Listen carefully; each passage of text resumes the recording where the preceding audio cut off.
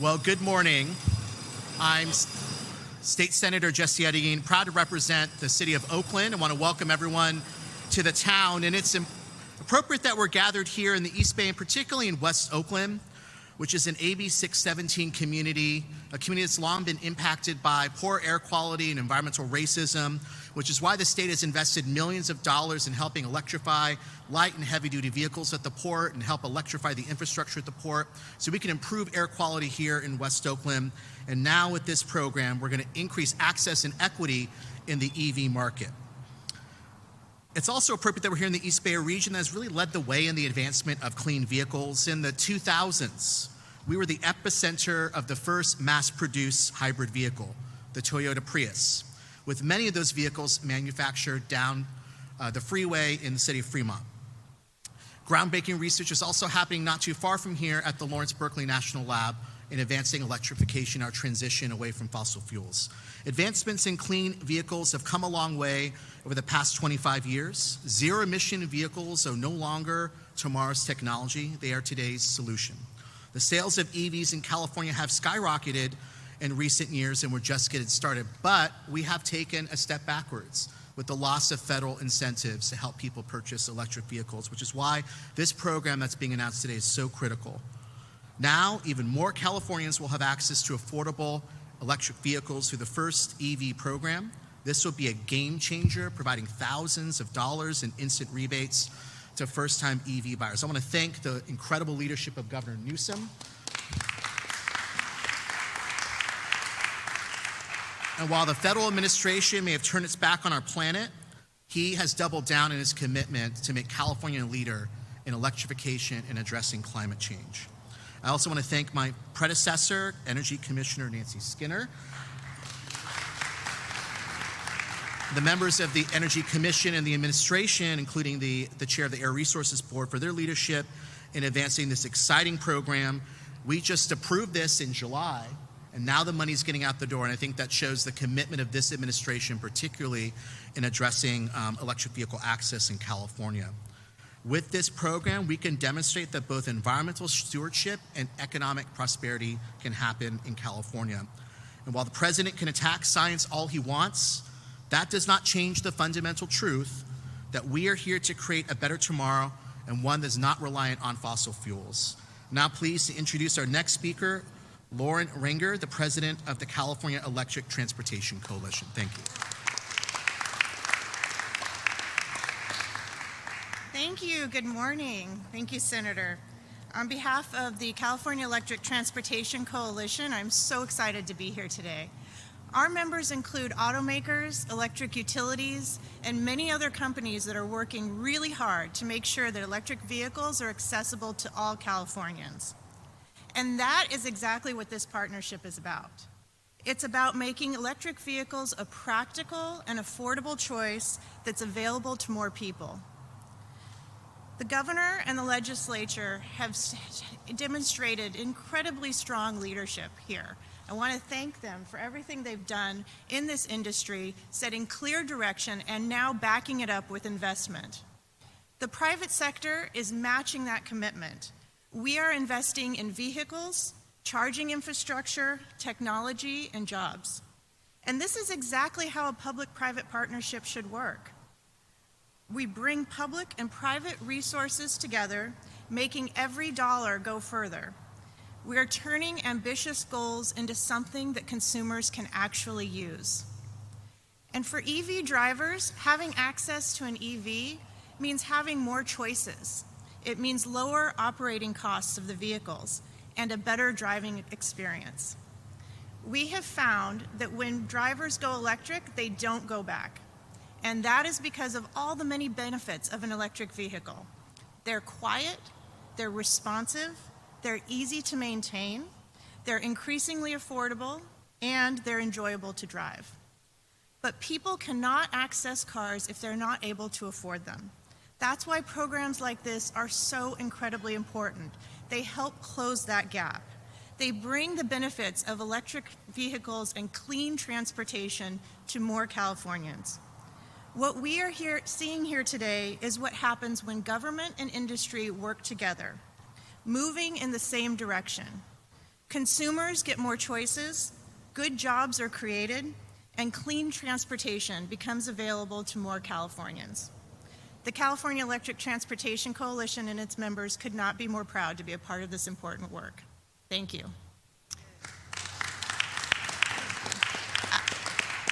It is my pleasure to now introduce the chair of the California Air Resources Board, Lauren Sanchez. Appreciate it.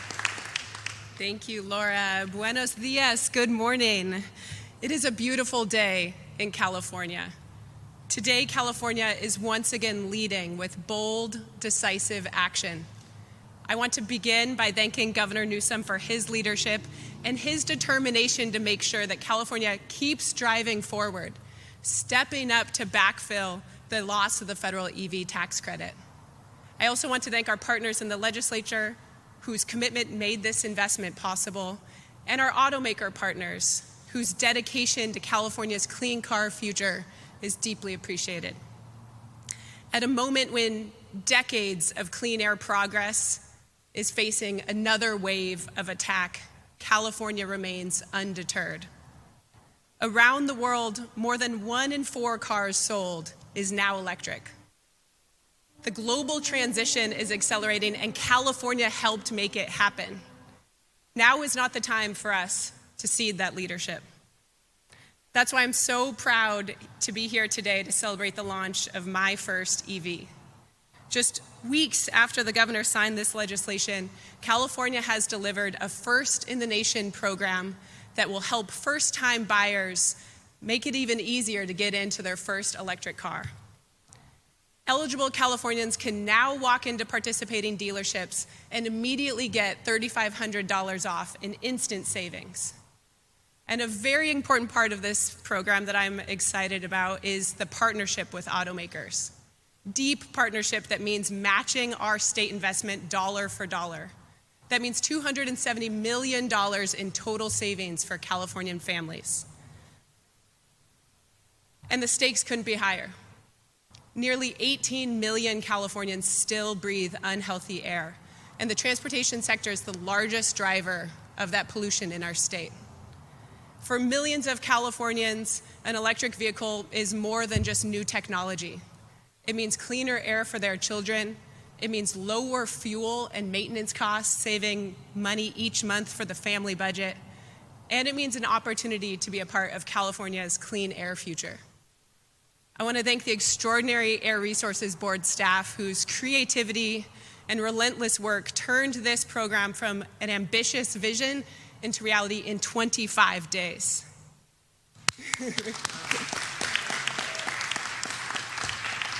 Together, we are proving once again that California leads with purpose, we lead with urgency, and we lead with optimism. We don't wait for the future to be built, we built it here. And with that, before I turn the microphone over to one of the earliest enthusiasts in this technology, I'm very excited to recognize someone behind me, Rahul, whose family always considered buying an electric vehicle, and for whom this rebate program really tipped the scales. He bought his first EV on Tuesday, a Hyundai Ioniq. We're so proud to be delivering this check, Rahul. Congratulations.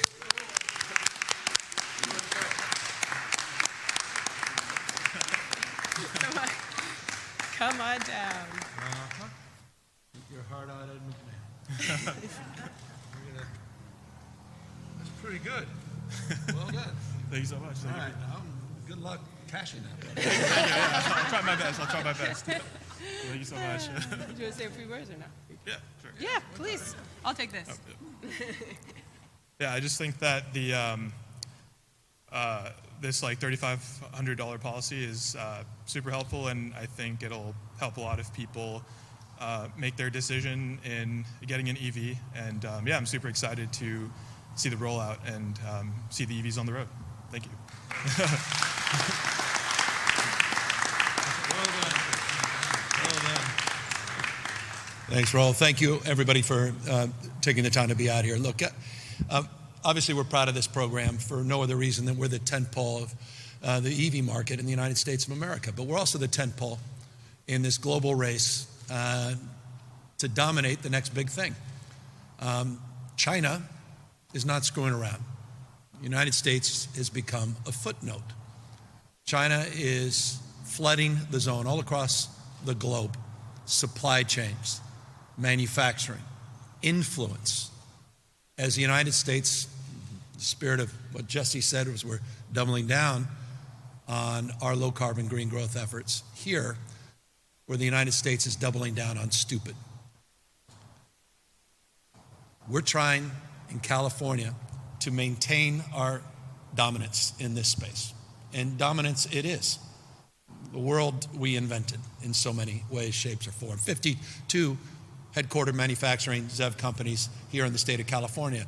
Our investments in research and development are second to none. We dominate in that space. We dominate in low carbon green growth. In fact, 2/3 of this economy runs on 100% clean energy. 9 out of 10 days so far this year, 100% clean energy for part of the day. The 4th largest economy in the world running its economic energy on 100% clean energy. You may have seen just a few weeks ago that in May, for the first time in human history, a jurisdiction of our size generated enough clean energy just from solar alone. A majority of all our electric energy came from solar alone in May. Never has that been done. We're proving the paradigm. This is not asserting a construct, we're actually proving it at scale. Low carbon, green growth, changing the way we produce and consume energy. Energy policies that are creating jobs, innovation, economic investment at scale and scope and speed that are the envy of every other state in this nation, increasingly all around the globe. But China, they get it, and they're getting it done. This is the next global race. For the United States of America that cares about manufacturing jobs, the industrial economy, that care about blue-collar workers, what the hell is wrong with us? Young people, they bat last. They will determine the fate and future of this market, and they are increasingly picking zero-emission vehicles. 29% of the globe's now cars, 30% already are alternative fuel vehicles. They're better cars. The technology stack is second to none. Yeah, they're cleaner, but they're also more fuel efficient. What more evidence do we need than the dependency on petrostates, which, interestingly, the current occupant in the White House believes that we should replicate. Again, doubling down on stupid, an inferior product, because that's what it is. This is about choice, giving people of our state a choice, but also giving them a head start by giving them this $3,500 incentive for new cars, $1,750 for used cars, for supporting California-based headquartered companies. Thank you to Rivian and Lucid, where no cap in terms of these investments are provided because we want to incentivize. Thank you to Ford for their R&D investments in Skunk Works down in Southern California. That's why I drove in on the Ford, appreciating that they recognize what's at stake. These legacy automobile manufacturers, they may not exist in a decade or two unless they wake up to what's going on globally and where the demand is and where the vehicles are going. I was just in Europe, flooding the zone, China. We were down in Belém in southern South America, flooding the zone with low-cost, high-quality vehicles, 5-minute chargers. So, we're past the debate, and we're just trying to hold this together because we've got an invasive species in the spirit of the conversation in Donald Trump in the White House. The good news, he's lame duck. The good news, he's temporary. The good news is California's policies will continue well past his tenure, as they have since the 1960s. I'll remind you, the modern environmental movement started here. The guy named Ronald Reagan is looking quite literally down on Donald Trump in the Oval Office. Look at the big portrait right above the Resolute desk. Ronald Reagan looking down on Donald Trump, who started, in many ways, these programs by regulating tailpipe emissions, regulating what was coming out of the exhaust to address the issue of air pollution in California in 1967. 1970s, another Republican, Richard Nixon, Clean Air Act, Endangered Species Act, creation of the EPA, a Republican president. The hell's happened to us? So this is about economic growth, it's about economic competition, it's about national security, it's about investing in our future, and it's about continuing to maintain our lead. The world we invented, we recognize is now competing against us, and we don't want to cede that. You want to be big, you got to be big in big things. This is a big space. And in that space is also a story that unfolds that continues to, I think, impress. And that is the fact that we just announced 21,000 gigawatts, 21,000 megawatts, 21 gigawatts of battery storage, utility scale battery storage. When I started, it was 770 in 2019. I remember that number vividly because we made a commitment on our efforts to not just double down, but to lead in this space. What has that done? Now we are the second largest installed utility scale battery storage in the world, China and California. But it's allowed us not to have a flex alert in 4 years. You remember the days in 2019, 2020, 2021, 2020, 2022. I think we had 11 flex alerts, not one in the last 4 years. We're on the other side of this. That's what battery storage has done. And we're just getting started. You may have seen through our fast track proposal, scale, scope, and speed. Update your talking points as it relates to California Can't Build. Update them. Scale, scope, and speed.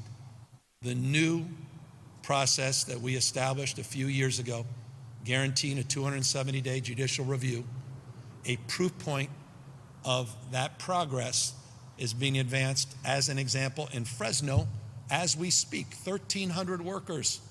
The Darden facility, the largest in the world, 3 million solar panels. The largest utility scale battery storage facility in the world. 1,300 workers working today on that $5.5 billion project with steel that was manufactured in Fontana, California, and the batteries coming from Tesla facility in Lathrop, California. That's because of California's regulations, California's policy. That's the kind of innovation that we're promoting. So the grid is more stable. We're investing in our lead. Investment is coming in record numbers. And we are running in a completely different direction than the federal government. The United States of America, sadly, has become a footnote on this debate all across the globe. California is not. We're leaning into it and continuing to maintain that leadership. So forgive the long-windedness. It's just a point of pride as a guy who, 2006-07 was a mayor across the bay here with my old Saturn EV1. I've long believed in this vision, and to see it now materialize, 216,000 now public charging stations in California. That's just public. 120,000 gas nozzles. I'll repeat that. There's only 120,000 gas nozzles. There's already 216,000 public charging places. We're on the other side of this debate. We're in the how business. This is about the great implementation. Alternative energy is fossil fuels. An inferior product. And that's why they're so desperate, big oil, the polluted heart of the climate crisis. They're so desperate to hold on to what they've got. And they got a bird in the hand by the name of Donald Trump. And they're squeezing him for everything they got.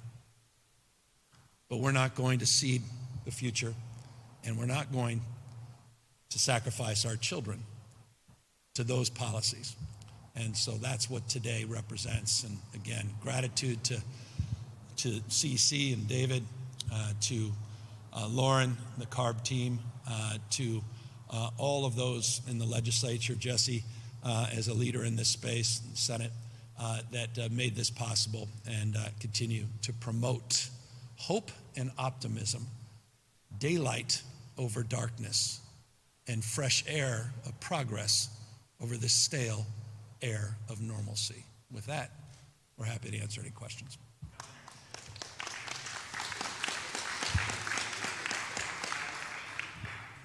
I'm sorry. Well, we just finished the process that unfolded over the course of the last 4 or 5 years just to extend its life. That will be the baton that I will pass on to the next administration. So that will be the determination of the next administration. But as it relates to the work we've done to keep that 9% base load operational, 100% clean, Diablo, it's advanced our efforts. It's allowed us the stabilization that we needed to work through, of course, the last few years to get us to the other side on a lot of these issues. That will be a determination made by policymakers that will be here a lot longer than I will. I got a sell-by date in 5 months and look forward to the deliberative process by the experts behind me in making that determination.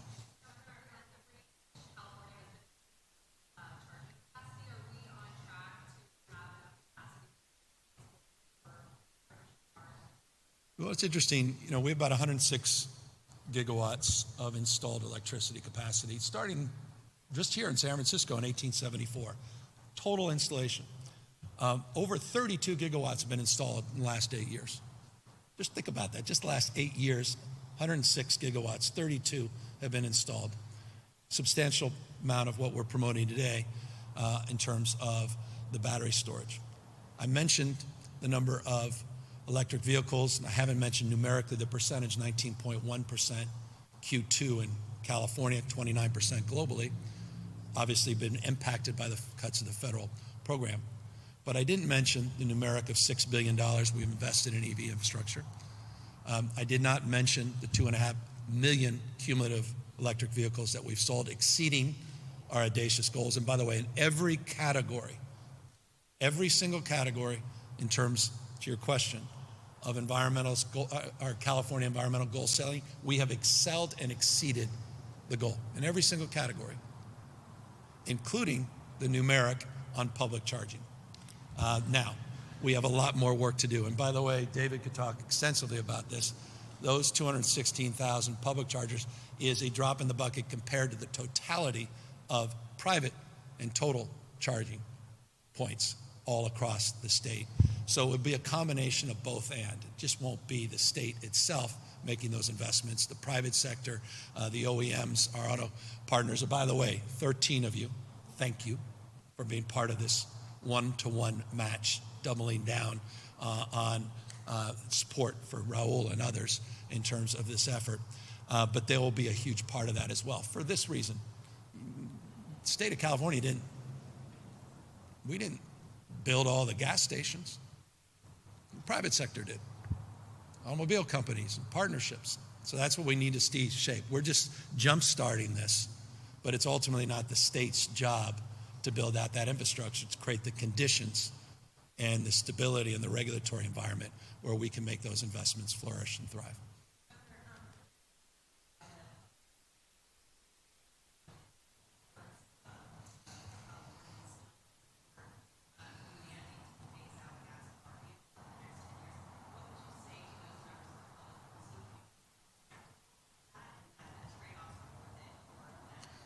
Well, it's a process that's unfolding. And again, it's over the next decade, there'll be a lot of fits and starts. And I imagine a lot more people are interested in this space than they were a year ago before Donald Trump decided to, well, further wreck the economy. By the way, you saw the numbers came out today. That's backed up, that statement of what he's done. Not just on tariffs, mass deportations, but this war and the impact that's had, not just on the economy, the impact that's had on your pocketbook and the cost of gasoline in particular at the pump. So more and more people, I imagine, you even polled them today, may have a very different opinion than they did even a few months ago, certainly 6 months ago before the beginning of the war. But we just want to continue to maintain a regulatory environment that encourages investment. Tesla would not exist without California's regulatory environment, period, full stop. One company would not exist, certainly as we know it. It was because of the certainty of a regulatory environment that created the incentives for investors, eventually Elon, who picked up on the original investment, and he accelerated that. And so we want to continue to see that acceleration. And to the extent that the federal government's working to vandalize that mandate, which they are, that will play out in the courts, and we'll see where that process unfolds as it relates to California's authority. And as it relates to the next administration, they'll make that determination in response directly to your question of the appropriateness of moving to accelerate this transition. But I think it's good public policy, and I'm very proud of the work California's done in the absence of national leadership. And if it's not us, I don't know who the hell else it will be in the United States of America. And so to the extent that we can influence or have influenced what we've done in the last few years, I'm proud of it.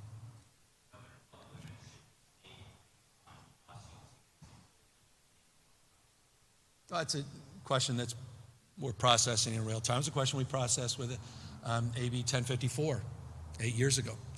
It's a process that's unfolding. I think you've had 5 hearings, Jesse, Senator, the last few weeks.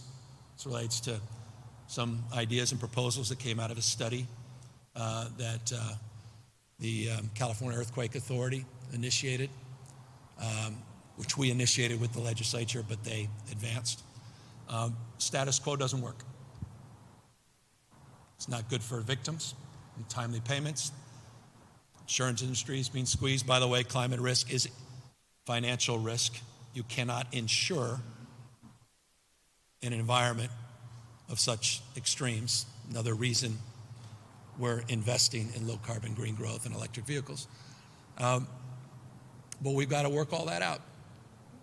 I'm done with CEOs of utilities getting bonuses when they're found liable and culpable for major fires.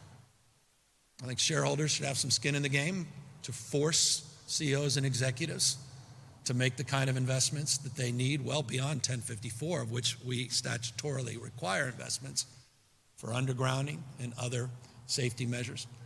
The costs are being absorbed and socialized to a degree that it compelled us and Lauren and her team to work with the legislature on a $60 billion, just shy of $60 billion rebate through 2045 in our Cap and Invest program for utilities to offset the burden.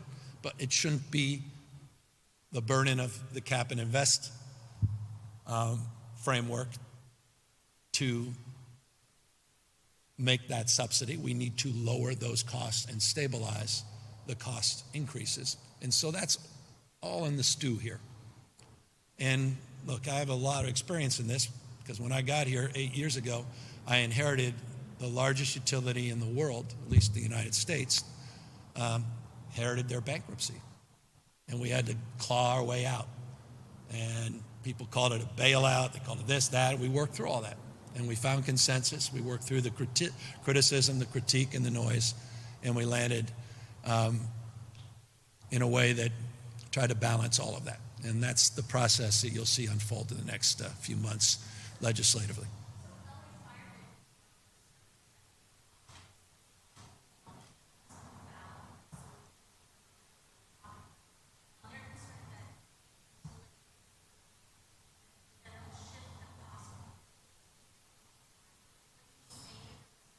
Same process. Look, this is, I feel like if you were here 8 years ago, you'd ask me the same question as it relates to the process that was unfolding with 1054. We're listening, victims are front and center in this. I mean, that's, boy, you talk about something that became indelible when I got into office. There's a deep understanding of that dynamic. But things have to fundamentally change. Scott, we stabilized the market, we created that fund, we kept these utilities whole. You know, the impacts of that would have been calamitous economically. And we'll just have to work through all that. And so this came out of this study. It's a proposal. It's going to come through a process and look very different than it does today. But victims are front and center in our minds, making sure they're made whole, making sure insurance companies pay them in a timely manner, and making sure utilities are held to the highest standards and responsibility, fiduciary beyond that. Again, compensation needs to be tied to safety. They need to perform as it relates to the kind of capital investments that need to be made. Shareholders need to have a stake in all of this, or some skin in the game, not just consumers. And we're trying to balance all of those needs in a very familiar process that will unfold over the course of the next few months. And I don't want to prejudice that process at this stage, except to say we're listening absolutely to those voices. And forgive me, they're the ones who inspired this in the first place. Came out of the LA fires. That's when we initiated this process, created the legislation, 254, to compel the study that we're now working off of and putting out a proposal that everybody will have a chance to dialogue around and amend and consider.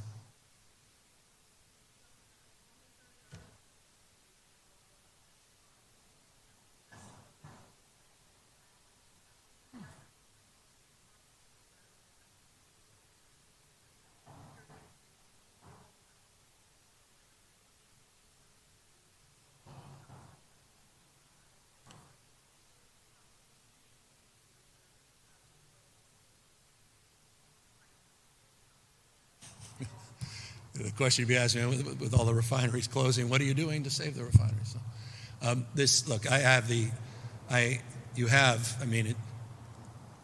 a dark shadow of Lauren standing behind me, who's desperate to come up here because she's the one who just advanced the framework and is the most powerful regulator in the United States of America.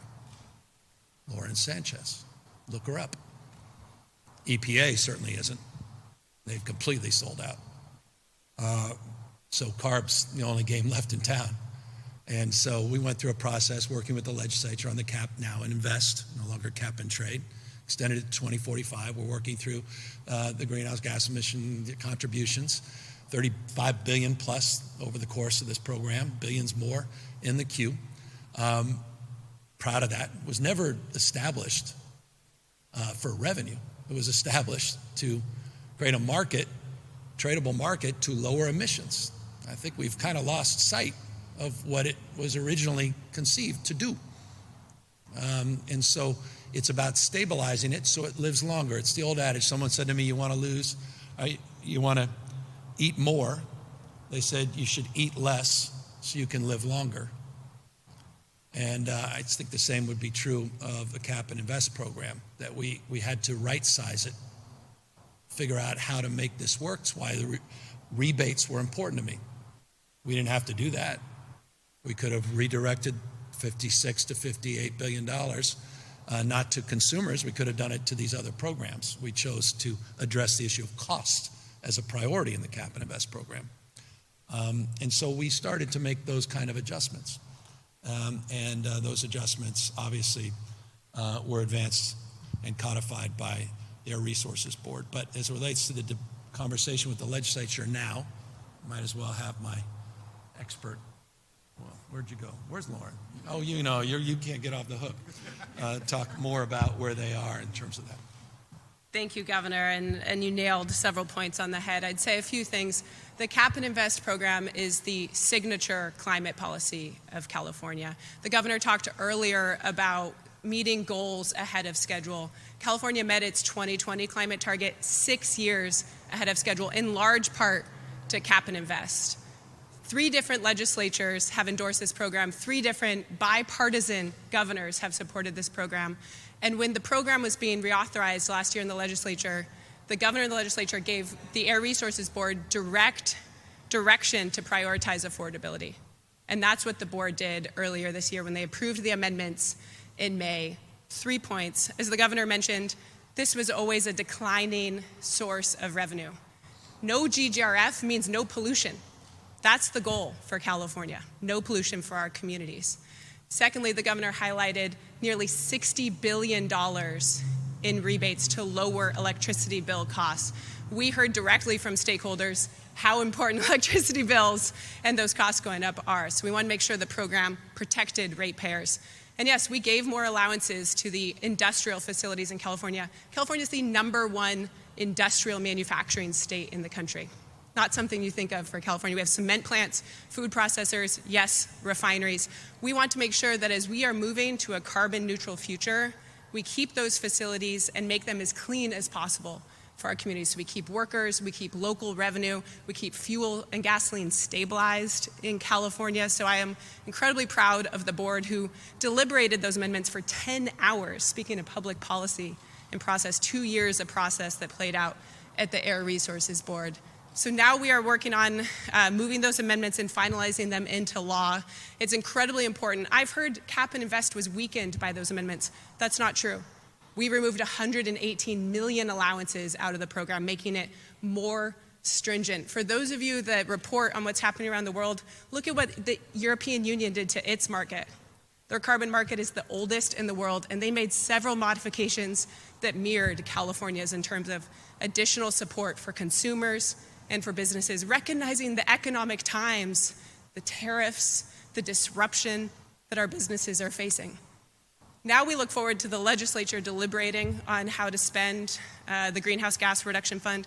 As the governor highlighted, that's been used to fund over $35 billion, housing, transit, clean water, and we have full faith in the legislature to be able to identify sustainable funding. Thank you. One other question?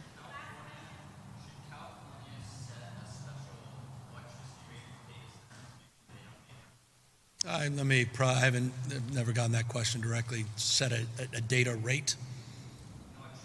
Yeah, electricity rate for a data center. Forgive me, rate. I need to process that further. But look, California's not immune to these debates. California has been a leader as it relates to data centers, but we have different latency issues as it relates to the data centers. So you don't have the hyperscalers that you're seeing in some other parts of the country. I was just with a legislative leader on a Zoom call in Virginia yesterday. 25% of that state's electricity consumption is data centers. They just ran roughshod over that state. We haven't had that kind of investment with hyperscalers, but we have a number of projects that are obviously generating a lot of headlines and controversy and concern. It relates to not just electric consumption, but obviously water consumption as well. We believe that all of these investments, the cost should be borne by the companies. It shouldn't be put on and socialized on the backs of ratepayers.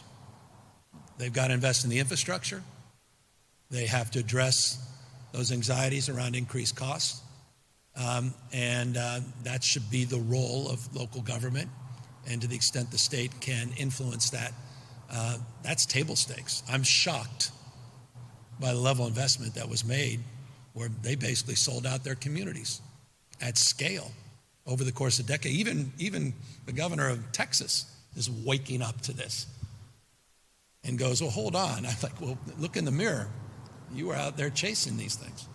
So I know the deliberation in Imperial County, we're having with your colleagues, a number of bills that are pending legislatively. That's my broad strokes on this, but the extent that there's a numeric as it relates to rates, I need to press that pros and cons on that a little further. I haven't had a chance to think along those lines. Anybody else? Oh, he got it, yeah. Just happened. You like it? It's amazing, yeah. You good? What are you going to do with the $3,500, man? What are you doing with the money? We'll find out. All right. By the way, what I love about this program, it comes with the point of sale. So that's another big deal. Just on that, good way to close. Thank you for getting on message. This program just started for a number of our partners. It will roll out between now and the fall and start to scale. So it's not available universally yet, but the process is taking shape. And as was noted, 25 days. That's not bad. In government speak, that's off the charts mad, the extraordinary. Well, I don't know, I'm going to end on that. Thank you guys very much.